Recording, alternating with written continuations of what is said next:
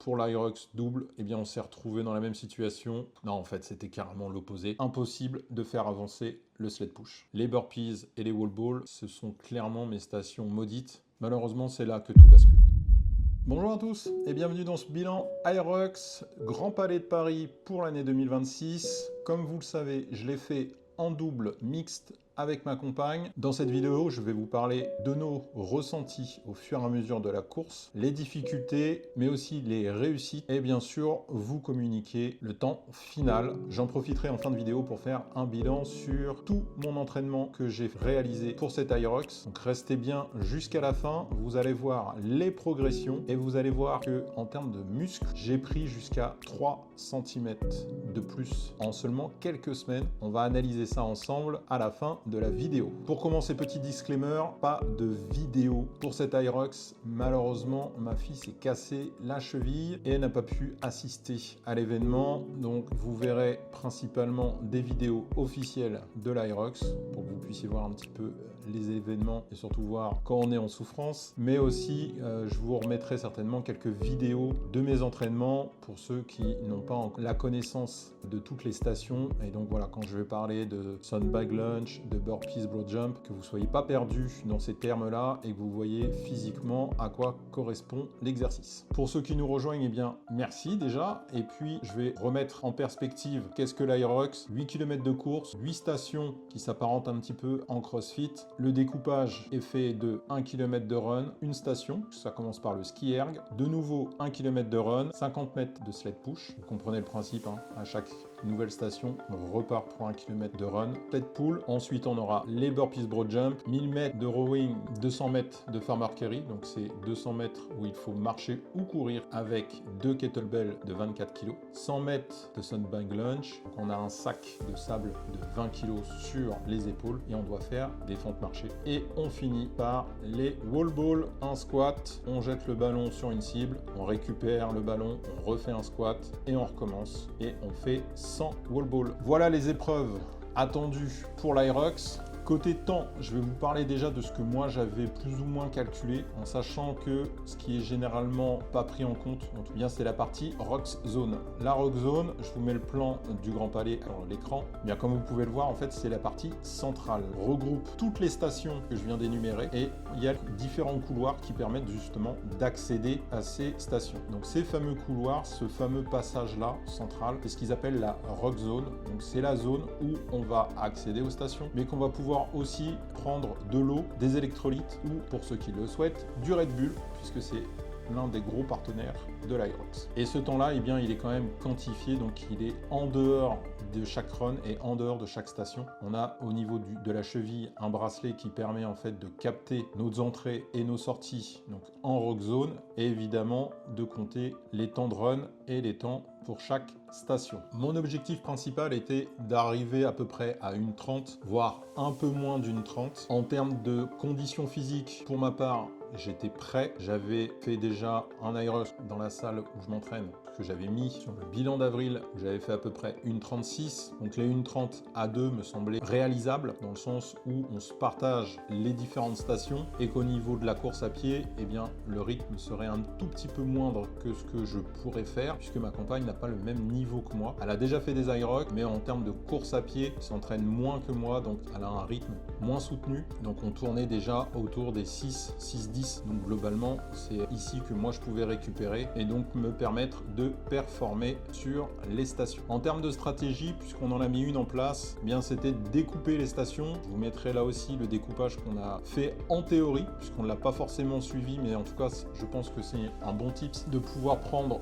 les points forts et les points faibles de chacun. Comme je le disais, ma partenaire était un peu plus faible en termes de performance sur le run, donc il était nécessaire que je puisse la soulager dès qu'on arrivait dans une station, que ce soit globalement moi qui commence les stations. Sauf que ça peut être mis en place sur certaines stations, pour d'autres, c'est un peu plus compliqué. Notamment, je vais prendre une des dernières stations qui est le rameur. Comme vous savez, il faut attacher les pieds. Étant un homme, j'ai des pieds un peu plus larges, un peu plus gros. C'était plus pertinent de se dire, bah, je commence le rameur. Comme ça, quand je détache, toi, tu peux tout de suite glisser tes pieds dedans et resserrer, plutôt que l'inverse où il fallait complètement desserrer et perdre du temps à cette passation lors du rameur. Et vous verrez en fait que pour le rameur, on a fait complètement différent par rapport à la théorie. Donc mettre en place une stratégie, pour moi, c'est un des premiers tips. Si vous souhaitez le faire en double mixte ou même en double homme ou en double femme, puisque ça existe, bien sûr, n'hésitez pas à voir, à communiquer avec eux, avec vos partenaires pour s'assurer de ses points forts et de ses points faibles. Pour ma partenaire, son point fort, c'était les wall balls, donc c'était la toute dernière station. Elle squatte bien, très bas, et elle a déjà réussi à performer en solo sur des IROC. Il était évident que si moi j'avais quelques lacunes ou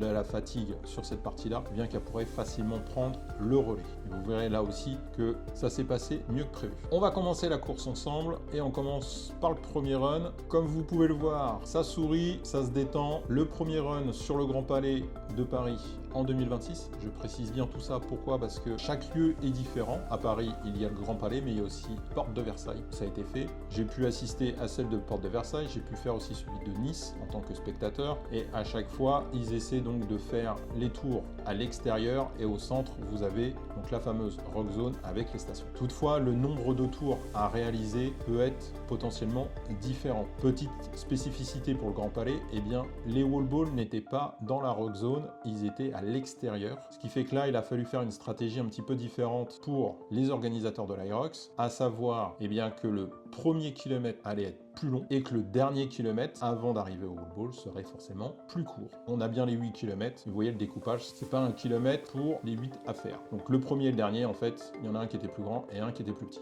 Donc ce qui fait que ça se répercute forcément sur le temps. Pour le premier kilomètre, on était à 6,48. Globalement, c'était un petit peu léger. On ne souhaitait pas se cramer sur ce premier kilomètre, sachant qu'il était aussi un peu plus long. Je pense qu'il y avait 200-300 mètres de plus. Donc on va dire que 1 km, on devait être à 6,20, 6,30. En tout cas, moi, ça me convenait. Je me suis dit, on part sur une petite foulée, on se met en jambes et on attaque. On attaque donc le sled push.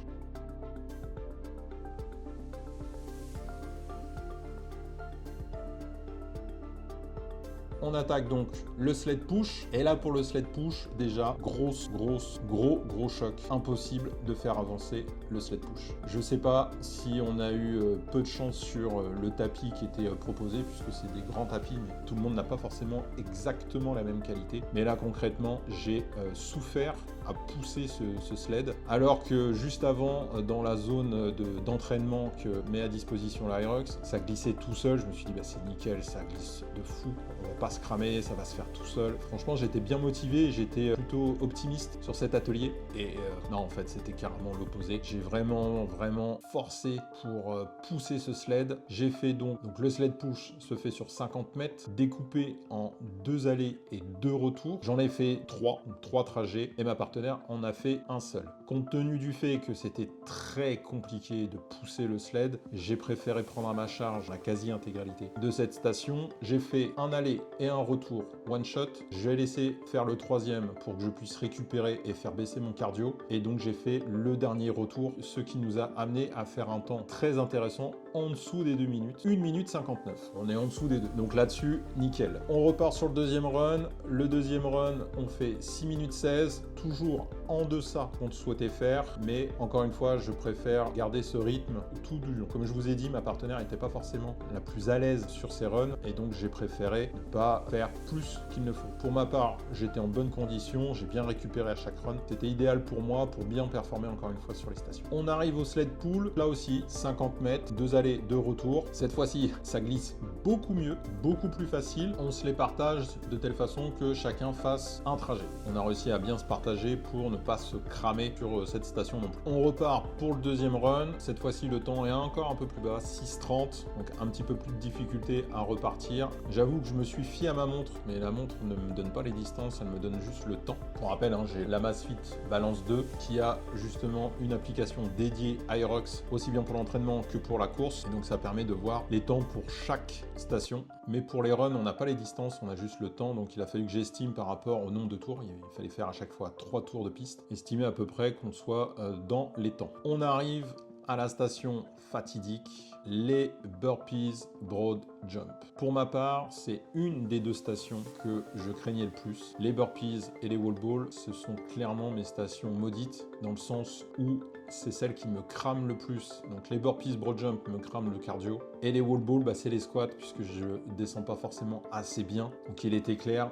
que c'était compliqué. Les Burpees Broad Jump, il y a 80 mètres et ça a été découpé en 5 trajets. Ce découpage-là, on l'avait su quelques jours avant, donc j'avais revu ma stratégie pour dire, eh bien j'en fais 2, tu en fais 1 et je finis les 2 derniers. Globalement, c'est ce qu'on a fait. J'ai fait les 2 premiers et j'avoue que je suis parti sur un très bon rythme. J'ai fait des gros sauts et arrivé au bout, deuxième trajet, je lui ai demandé de prendre le relais pour que je puisse bien récupérer parce que je voyais que le cardio était bien monté. Donc elle a pu faire un trajet, elle a commencé à faire le 4e et elle s'est cramée aussi, donc elle pouvait plus, donc j'ai pris le relais et donc j'ai tout fini. Mais voilà, ce petit temps de pause m'a permis vraiment de bien récupérer. En sortant des burpees, mon objectif était donc d'arriver à peu près à 45 minutes, soit la moitié du temps, puisqu'on était à la moitié de l'Aerox. Et on commence à courir et je vois les 45 minutes et là je me dis c'est nickel, on est dans les temps, en mettant un petit coup de boost et en ayant un peu de chance sur les wall balls, on va pouvoir finir et arriver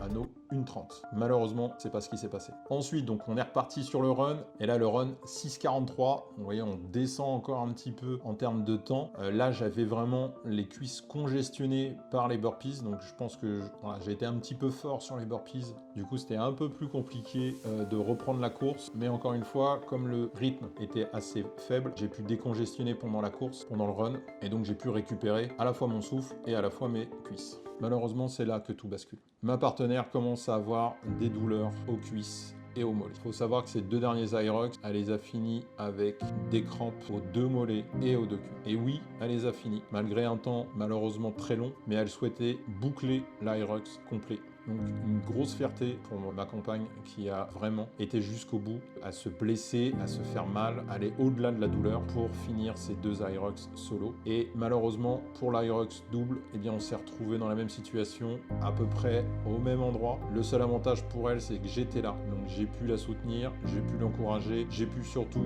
prendre en charge quelques stations, notamment la station du rameur. 1000 mètres de rameur, eh bien j'ai fait les 1000 mètres. Ça lui a permis de détendre ses muscles, de s'étirer un petit peu, de reprendre son souffle et donc de gratter un petit peu pour éviter qu'elle crampe trop vite, trop tôt. Pour le rameur, on est à 4,47, c'est pas trop mal, j'aurais préféré être autour des 4, mais en fait le chrono se déclenche au moment où vous rentrez dans la station, donc le temps qu'on vous indique quel rameur prendre, de vous asseoir, de serrer vos pieds sur le rameur et de commencer à ramer, ça prend déjà du temps. Et puis à la fin, une fois que vous avez fait vos 1000 mètres, bien là, il faut desserrer et repartir. Et là aussi, s'il y a un petit peu de distance pour arriver à la fin de la station, ça peut prendre un petit peu de temps pour déclencher le chrono. Je pense globalement que j'ai dû faire un 4,15, 4,20, je pense. Mais voilà, tout compris, on est sur du 4,47. Ce qui reste un bon chrono en tout cas. Là aussi, je n'ai pas cherché à me cramer. Ce que j'ai oublié de dire, c'est que sur la course entre les burpees et les rameurs, j'ai pris mon 2e gel glucidique pour me redonner un coup de boost en s'assurant de finir la course sans perte d'énergie. Pour le run, après le rameur,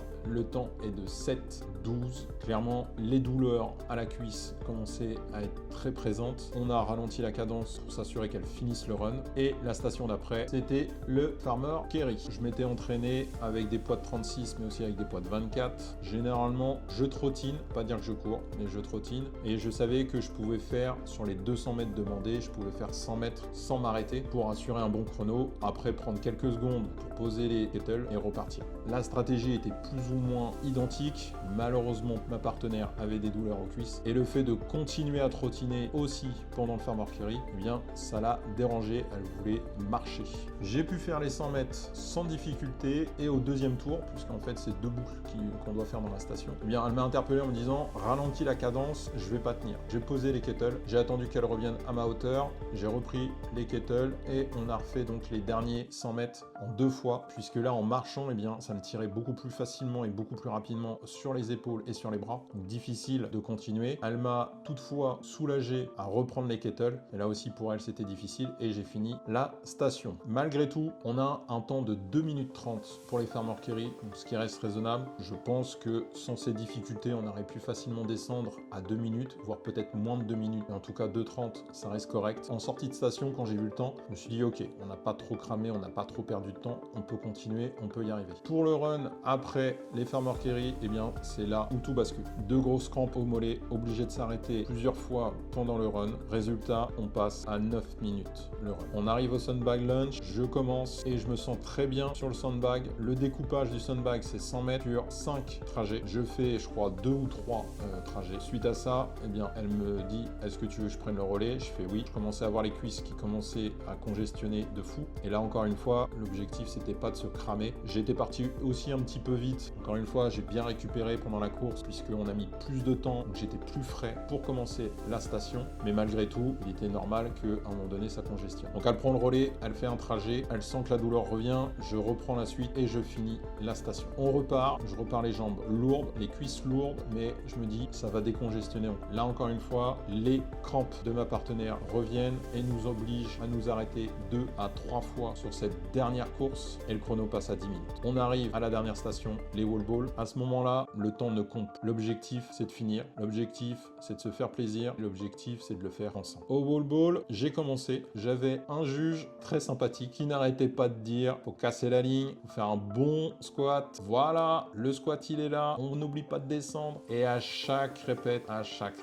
il me sort une de ces trois. Je lui en veux pas, mais j'avoue qu'au niveau moral, c'était pas top parce que je me doutais que j'allais faire des no-reps, une répétition fausse. Dans le règlement de l'Aerox, il y a 2 possibilités sur le wall ball de faire des no-reps. Soit vous tapez la mauvaise cible, une cible pour les femmes, une cible pour les hommes, ou que votre squat ne descend pas assez. Et pour qu'il descende assez, c'est justement ce fameux 90 que vous devez casser, de telle façon que vous soyez vraiment plié au niveau des jambes. Je vois que je monte jusqu'à 20 reps, je continue, j'essaye de gratter jusqu'à 30, je crois que je m'arrête à 27 ou 28, j'ai pas regardé les no-reps, donc ça se trouve j'en ai peut-être fait 35 ou 40, j'en sais rien. Je pose le ballon, apprends le relais, puisque comme je l'ai dit, c'était son moment, c'était sa station, elle est forte et puissante dans les jambes pour cette station, et malgré les crampes, malgré la douleur, elle a performé là aussi pour finir cet Aerox. Elle enchaîne une vingtaine de reps, et puis on enchaîne, je pense qu'on s'est relayé 2-3 fois comme ça, après j'en ai fait une quinzaine, on en a refait une quinzaine, bref, on continuait. Et là, je vois qu'il en reste qu'une douzaine. Et je me suis dit 12, ok, on fait 6 chacun. Je pose le ballon. Et d'ailleurs, le tips, c'est de donner le ballon. Vous gagnez quelques secondes à le faire. Elle prend le ballon et tout de suite après, elle enchaîne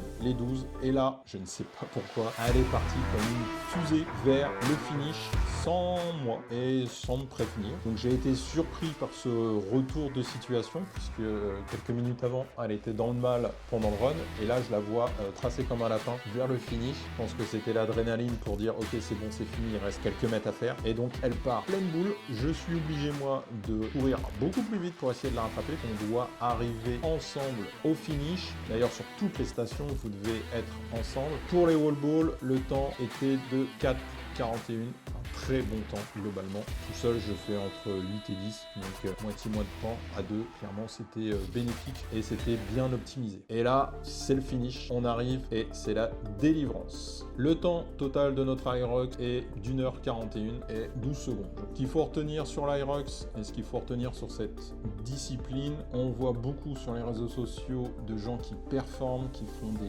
1,10, 1,12, 1,15. Tout le monde peut faire un Aerox. Est-ce que tout le monde peut faire ces temps-là? Non.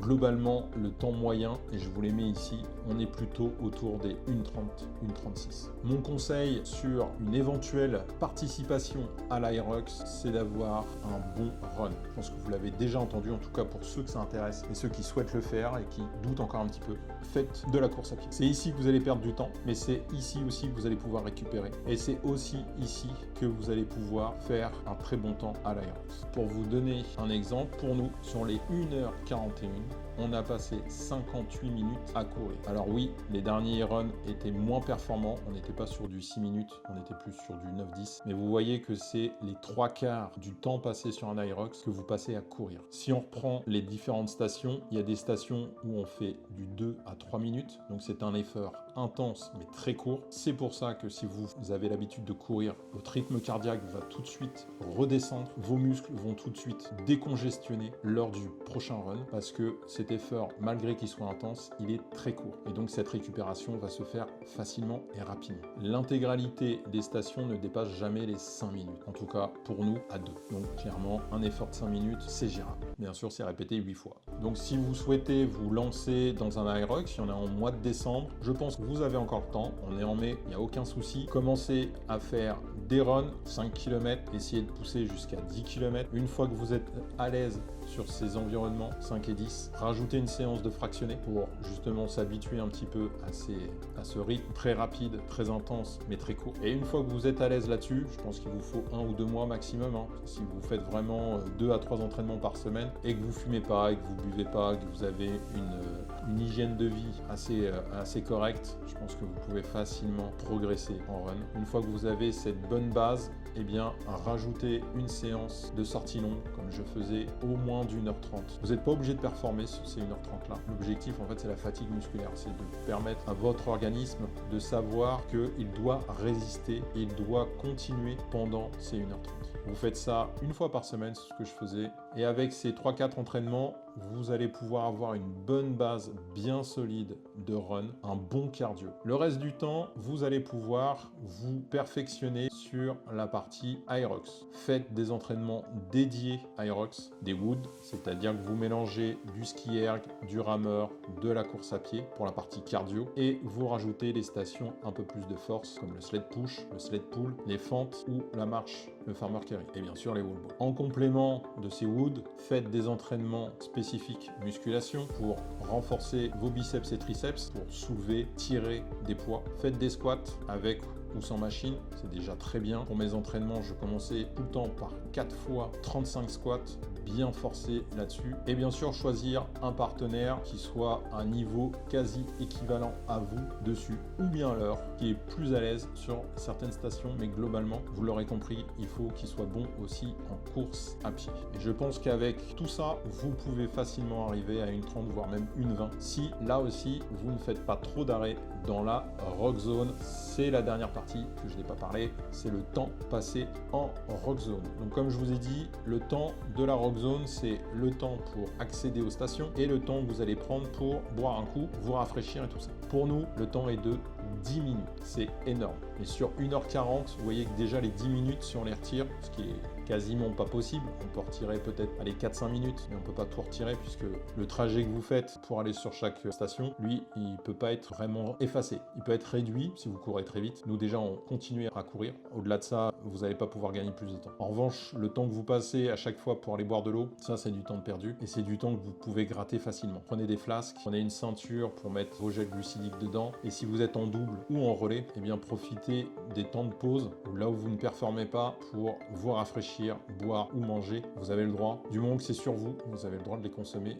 à tout moment. Voilà pour ce bilan. Comme vous l'avez vu, on n'a pas fait les 1h30, on a fait 1h41. Toutefois, je reste satisfait de cette expérience, de tout l'entraînement que j'ai pu faire, que j'ai pu réaliser. Globalement, une compétition, c'est le point culminant, c'est la fin d'une période, la fin d'une session, la fin d'une préparation. Et j'ai déjà entendu ça sur d'autres youtubeurs, notamment ceux qui préparent des marathons ou des ultra trails. Dans le fond, on s'en fout en fait de la compétition. On s'en fout du jour J. Ce qui compte, c'est tous les efforts, votre discipline et les performances que vous avez réalisées pendant votre entraînement qui sont les plus importants. C'est là qui est vraiment l'objectif, c'est d'avoir performé, enduré un nombre d'entraînements, des douleurs et que vous n'avez rien lâché pour arriver à cette compétition. Le jour de la compétition, malheureusement, des milliers de choses peuvent arriver pour que vous ne puissiez pas performer. Vous pouvez simplement être malade, ça peut arriver à tout le monde. Vous pouvez vous tordre une cheville, ça peut arriver à tout le monde. Et si vous êtes en double ou en relais, eh bien quelqu'un peut se désister à la dernière minute et mettre à mal cette compétition. Il y a plein de choses qui peuvent arriver et qui fassent que cette compétition ne soit pas réussie. Donc ne vous focalisez pas sur votre temps, ne vous focalisez pas sur cette compétition, focalisez-vous sur votre entraînement, sur votre programme et sur ce que vous avez mené pendant toute la période de préparation. On va s'arrêter là, parce qu'il est 11h et je reprendrai le reste après. Et oui, 11h, il est l'heure de courir pour moi. Je comptais faire normalement un bilan sur les programmes et les améliorations que je pouvais faire, je le ferai sur une prochaine vidéo puisque cette vidéo est déjà assez longue. Donc pour retrouver cette vidéo, eh bien n'oubliez pas de vous abonner et bien sûr de liker et partager cette vidéo pour me permettre d'améliorer mes vidéos. Et si vous avez des commentaires pour l'amélioration de mes vidéos, n'hésitez pas à m'en faire part. Et je vous dis à très bientôt.